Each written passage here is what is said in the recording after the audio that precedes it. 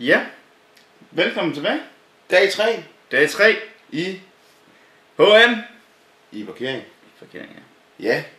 Og vi starter med et recap af, hvor vi ligger henne i forhold til vores 4 deltagere. Det er jo et spændende felt. Og du sidder med stillingen. Ja, på en genial førsteplads. Ja. Har vi Golden Nissan. Ja, og det er med 23,8 point. 23,8 point, ja. Hvordan er det nu, den ser ud? Ja, med Golden Nissan, det kan jeg jo ikke lige nu, fordi jeg har jo noget, jeg skal lave lige om lidt. Nå ja, det er rigtigt. Det, I kan vel godt huske den. Ja. Og på en anden plads, der har vi Black Mitchell med 18,4 point. præcis.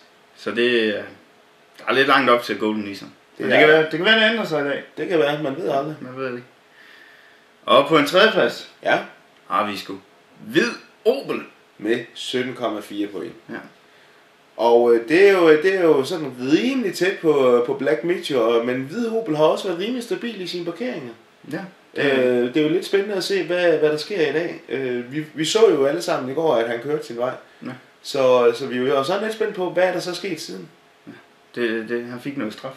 Det gjorde han. 0,5. For at holde det samme sted. Ja, det var ikke godt for ham. Nej. Man skal køre sin bil hver dag, så man kan lave nye parkeringer. Det er rigtig, rigtig vigtigt. Ellers så bliver man straffet. Ja. Og så mangler vi jo bare den sidste 4. plads der.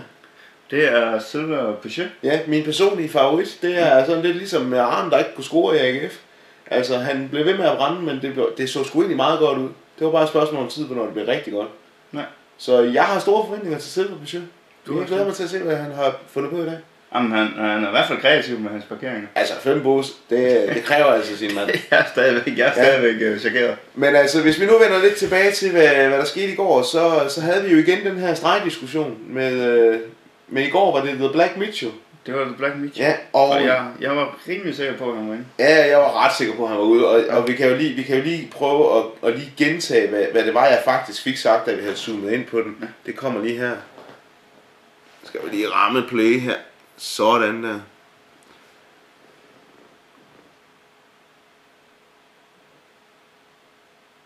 Og vi har så teknisk fejl her. Hvad sker der? Sådan der. Den er udenfor. Det der er undskyld om. Den er jo indenfor. Du kan se. Hvis du ser på Rack Sport, prøv at se, det er jo næsten 10 cm. Ja. Men hvis du så der skal eddermame holde skævt for at ryge udenfor. Men det gør han jo så også. Og han er jeg tror vi stopper den der. Altså herude til den højre side. Hvis den er så vildt. Vi prøver at stoppe den. Vi stopper den. Ja. Jeg må så blankt erkende, at jeg var så heldig, at jeg skulle til undervisning i går, så vi skulle faktisk rimelig hurtigt afsted, efter vi havde lavet vores lille indslag. Ja. Og det er nu ude i en lineal måling. Ja. Og jeg må blankt erkende, at da jeg kom derned og stod lige oppe af, der var den ikke helt ude. Den var faktisk så meget inde, så selvom det flotte sidespejl, som du nævner, der var stukket ind, selvom man havde taget det ud, så havde den jo stadigvæk været indenfor. Så det er jeg selvfølgelig rigtig, rigtig ked af, at jeg har taget fejl. Men jeg mener ikke, det ændrer noget på stillingen. Fordi at, vi er jo nødt til at tage det fra vinduet af. Ja, men vi vil selvfølgelig også gerne indrømme, når vi fejler. Og en dommer kan fejle, og jeg er en dommer, så jeg har fejlet. Ja. Det må være sådan, det er. Det er sådan spil der. Det er konceptet. Dommer fejler også i fodbold. Altså, nu har vi jo nævnt den der med Søren Larsen og offsiden, ikke? Over i Brøndby, ikke? Altså, hvis man kan slippe afsted med den, så kan man for fanden også slippe afsted med 2 cm ved siden af. Ja, den her, den var ikke engang oppe i samme... Selvom jeg vil da sige, at jeg så ejeren af bilen i går, og han så meget målløs ud, da jeg fortalte ham, at han holdt uden for stregen. Ja. Det troede han ikke på. Det gjorde han ikke? Nej, det gjorde han ikke. Men det gjorde han jo så heller ikke. Nej, det gjorde han jo ikke. Nej. Men skal vi ikke bare gå ud og kigge på, hvordan det ser ud i dag? Lad os gøre det. Så tager jeg lige vores scorekort med os. Det bliver spændende. Ja, det er det altid. Det er det.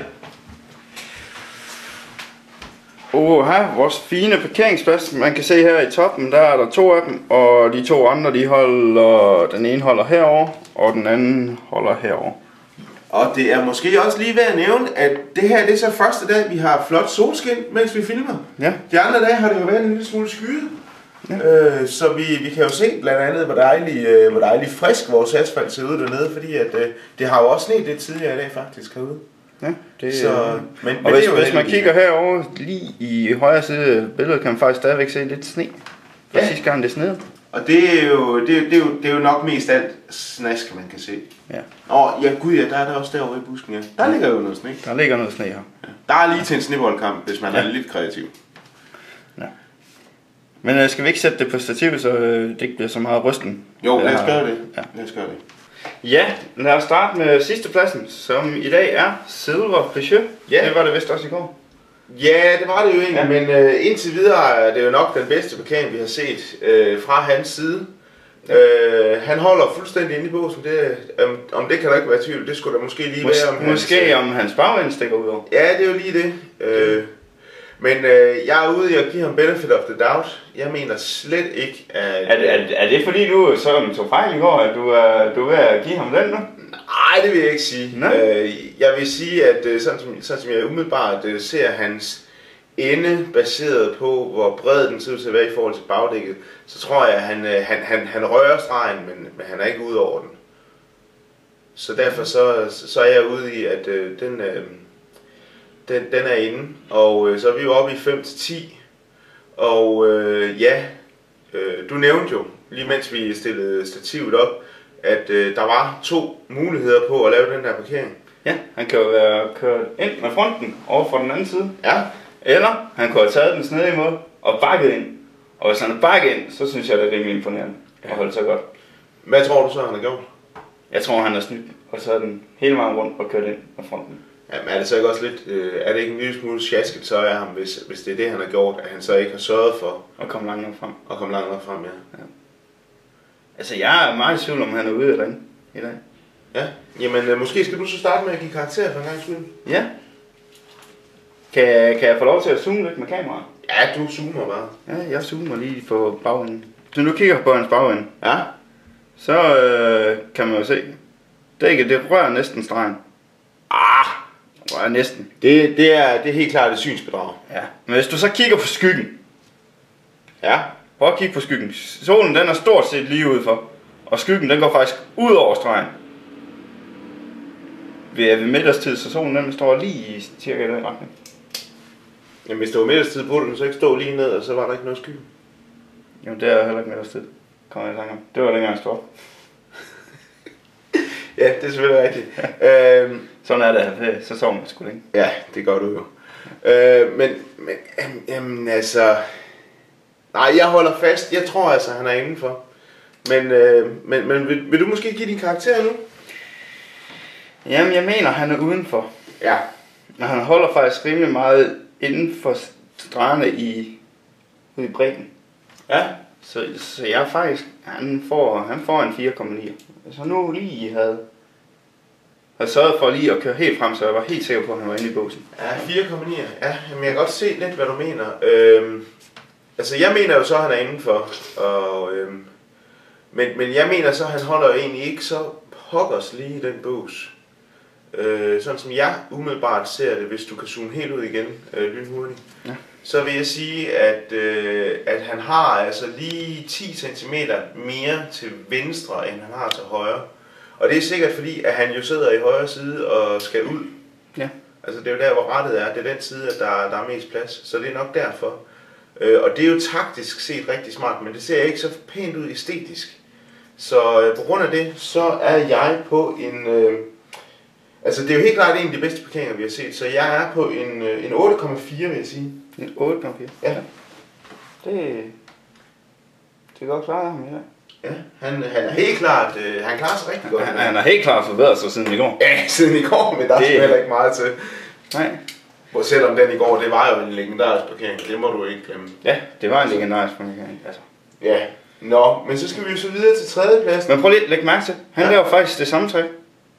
Med spejlene. Han smækker dem også lige ind til siden. Jamen, jeg tror, det er en trend, du. Det er en trend? Det er sådan 50-50. Han gør det, og Black Mitchell gør det, men jeg tror hverken Nissan eller Opel gør det. Prøv lige her, der kigger. Nej, de lader deres stikke ud. Ja, det gør de. Ja. Men tredjepladsen i går... Ja, det var jo hvid Opel, der endte på en tredjeplads. Det var hvid Opel, det var ham, der stak af fra os. Ja. Og... vi så, at han var ude at køre i går. Ja, det gjorde vi. Hvis vi kigger, så kan vi jo faktisk se, at han er kommet inden for stregen nu. Ja, og en lille bonusinfo